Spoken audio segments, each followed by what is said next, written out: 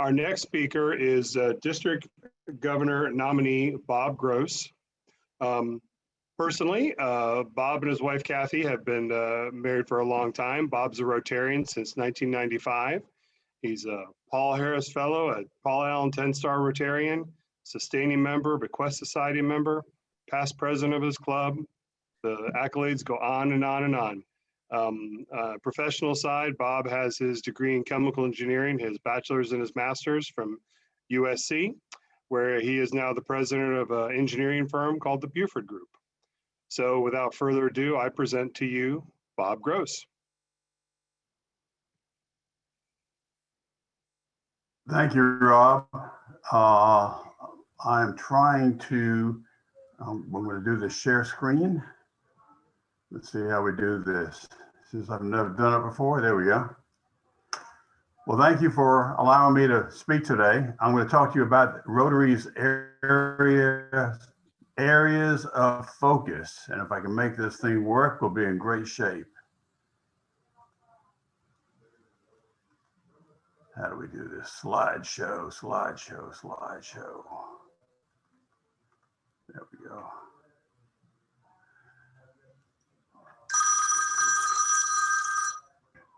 Phones, everything's going at once. Okay. Can you see that screen, Rob? I'm not sure if it's coming through or not. Yes. Okay, very good. Very good. Thank you. All right. There are, for those who may not know, Rotary has 7 areas of focus, and we're going to talk about those briefly today.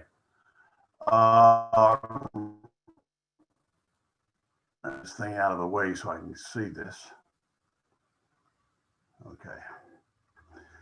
Rotary, get rid of that. Okay, I'm sorry. As you know, Rotary's got about 1.2, 1.3 members, and we use the areas of focus to enact the positive changes. These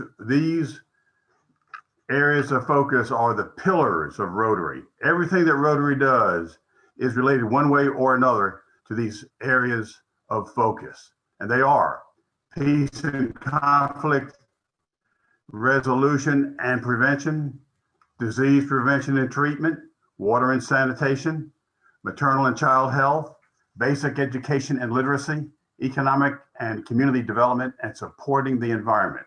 I'm going to briefly talk about each of those, what the problems are with those, some things that can be done, and then briefly give you a couple of notes about some of the projects that our district has done. These are the 7 areas of focus, and they all are what Rotary does. Let's talk briefly about peace and conflict resolution. Every year in this world, there are 20,000 people maimed or killed by landmines.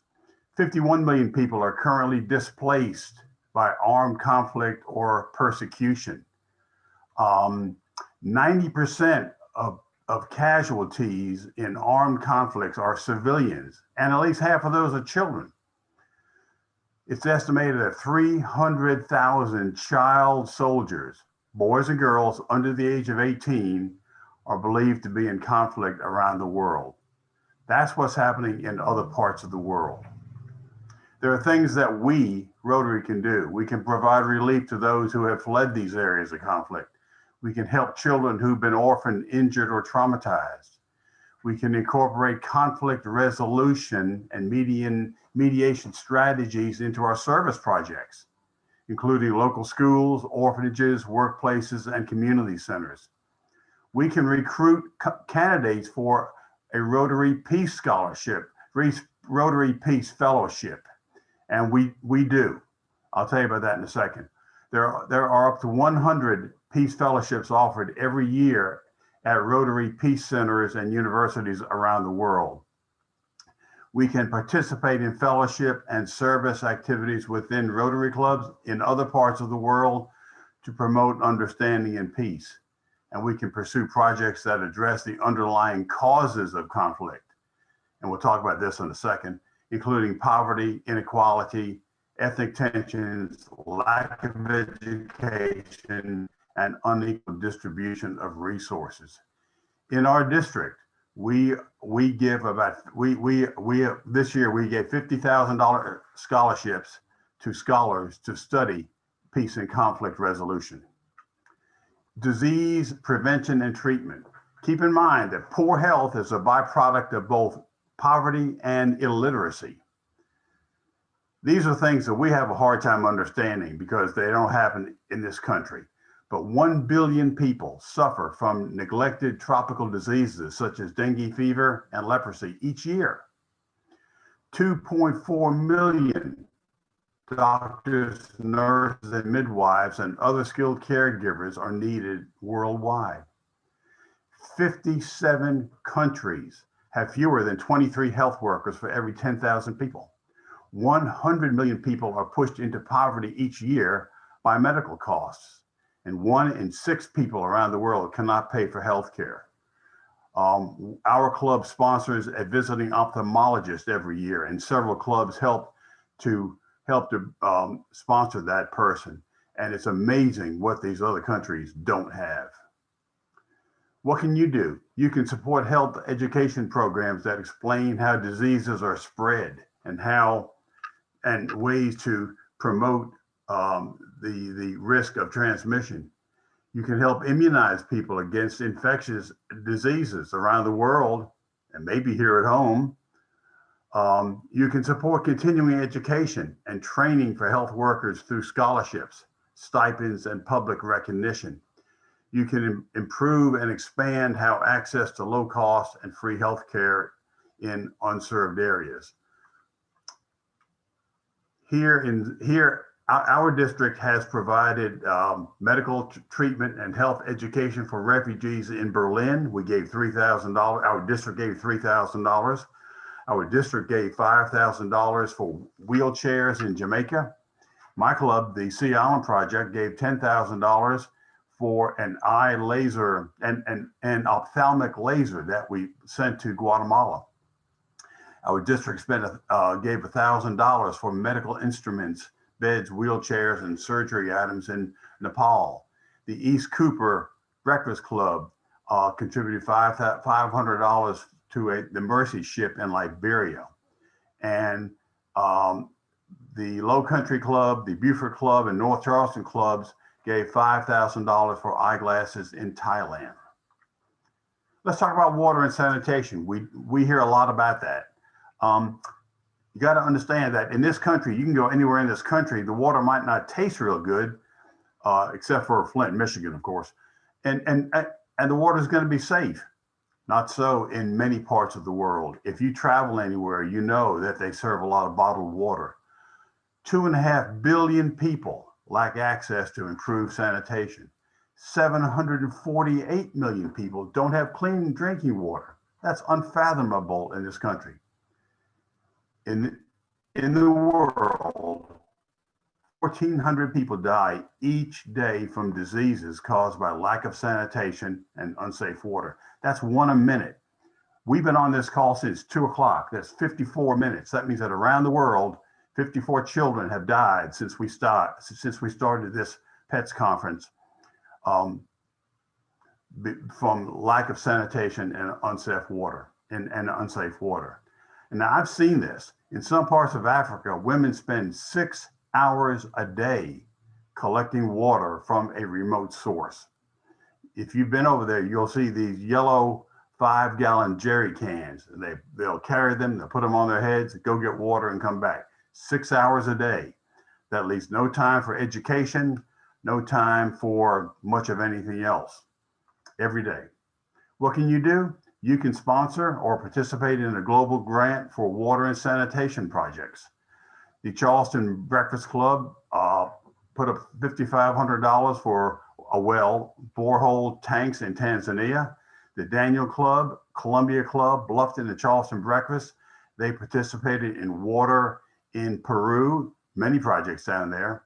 8 clubs and our district have also contributed to the boreholes wells in Ghana, $40,000. Let's talk briefly about maternal and child health. 6.3 million children under the age of 5 die each year from diseases, malnutrition, poor health, and inadequate sanitation. Women in sub-Saharan Africa face a 1 in 39 lifetime risk of dying of pregnancy-related or childbirth-related complications. 80% of maternal deaths could be prevented with access to reproductive health services and trained healthcare workers. 222 million women who would prefer to delay or avoid childbearing lack access to safe and effective contraception. That's in the world. What can you do? You can develop and support programs that provide immunization and antibiotics. Measles, malaria, pneumonia, AIDS, and diarrheal diseases are the leading causes of death in children under 5. You can prevent mother-to-infant HIV transmission by encouraging the use of antiretroviral drugs and formula feeding. We can promote good nutrition, including encouraging breastfeeding for most infants. We can include water sanitation and hygiene efforts to maximize child nutrition. Diarrheal diseases caused by contaminated water exacerbate malnutrition in children. We can support accredited training programs for health professionals. We can provide information about and access to contraceptives. Just filling the unmet need for contraception could reduce the number of maternal deaths by nearly a third. Our district has contributed $1,000 to midwife education in Guatemala. Our district has contributed $2,500 to healing child hearts in Pakistan. Basic education and literacy. 1.7 million additional teachers are needed worldwide to meet the goal of universal primary education. 57 million children worldwide are not in school, and this was before the pandemic. 781 million people over the age of 15, 60% of them are women, are illiterate. Basic education and literacy. What can you do? We can provide teacher training and needed classroom supplies. Send vocational training teams to offer curriculum development. We can provide training in rural communities. We can volunteer in a classroom or after school program. We can support concentrated learning and counter literacy programs. These low-cost text or activity-based immersion programs can be effective with adults as well as children. We can develop an adult literacy program. You can serve as a mentor to students in your community. We can provide enrollment and prevent health-related absences by sponsoring school meal programs and providing safe drinking water and sanitation facilities. Keep in mind that being literate is the first step to eliminating or preventing the world's problems.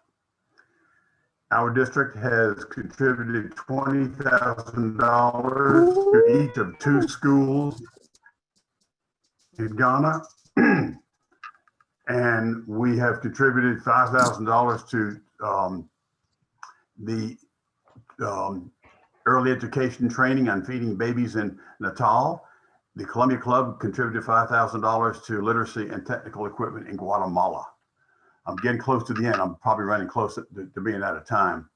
Economic and community development. Worldwide, 690 million people in the world go to bed hungry every night. Most of us probably haven't done that in many, many years. 780 million people live in extreme poverty. Most live on $1.90 a day. 1.4 billion people, nearly half of them, live on less than $1.25 a day. There are many things we can do, and I can send you that in a separate message if you'd like. Lastly, The newest area of focus for Rotary is supporting the environment. And starting this year in July, grant applications will be accepted. More than $18 million in Foundation Global Grant funding has been allocated to environmental related projects over the past 5 years. There are many things that we can do locally, and I would encourage you to look at what you might be able to do locally. A beach sweep, a river sweep, educational programs on recycling, many things that we can do. So think about things that you can do locally. George, I think I'm out of time, so I'm gonna yep, I am out of time. So with that, Yep. I will exit, and if there are any questions, I'll try to take them later or however you want to do it. Okay. Thank you very much, Bob. It's very informative, and look forward to seeing you in the role as DG next year. Thank you. I believe